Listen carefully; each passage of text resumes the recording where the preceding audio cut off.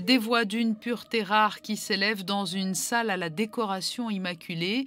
Les jeunes enfants de la chorale Amorozzo ont offert un très beau moment d'émotion pour ouvrir la soirée de gala du 50e anniversaire de la MAD.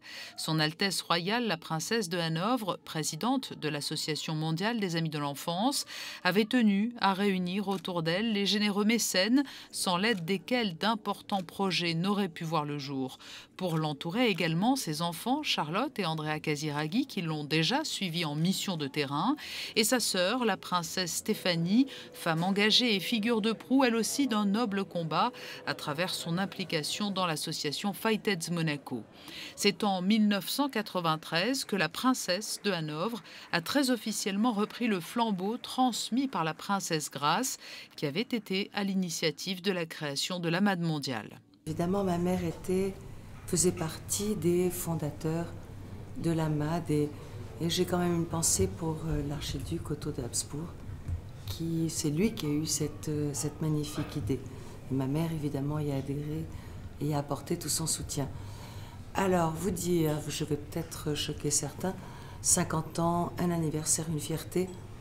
Pour une ONG, quand on connaît le terrain sur lequel on travaille, la problématique, les souffrances répétées, les drames qu'il y a eu au cours de ces 5 décennies, non, on n'est pas fiers parce que le but d'une ONG, c'est de disparaître. Ça veut dire qu'on a réussi, qu'on a gagné.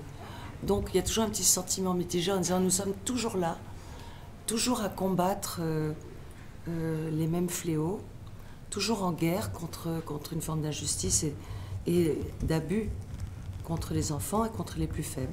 Au cours de la soirée anniversaire de la MAD mondiale, un film a été projeté pour retracer 50 ans de travail en faveur de l'enfance défavorisée. Des Philippines au Burundi, du Chili au Cambodge, du Niger à l'Afrique du Sud, la MAD mondiale n'a eu de cesse de défendre les droits fondamentaux des enfants. Je pense qu'on est tous animés un peu par les hasards de la vie et par une certaine passion du même but, c'est-à-dire il n'y a pas de plus beau travail et de plus belle mission que de s'occuper des autres, et encore plus beau, je pense, des enfants. Mais c'est là où la MAD a peut-être évolué et changé, c'est de leur apporter une aide considérable, une logistique précise et tout à fait en phase avec ce qui se passe chez eux, une étude de terrain, pour qu'ils soient autonomes, qu'ils puissent prendre en charge ces programmes, que ce soit des programmes efficaces et simples.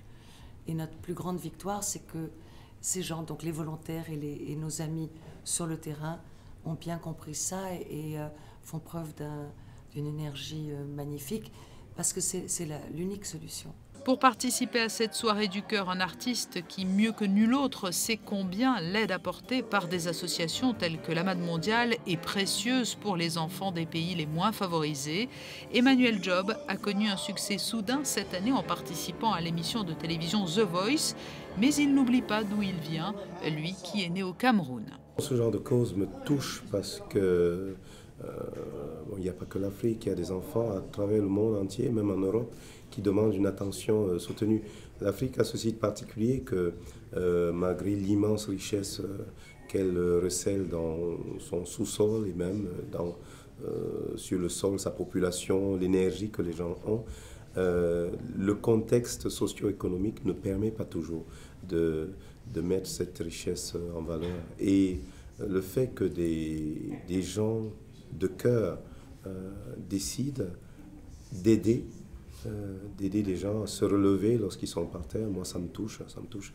Si ma musique pouvait faire ça tout le temps, je pense que je serais un artiste accompli. Unchain my heart, baby, let me be.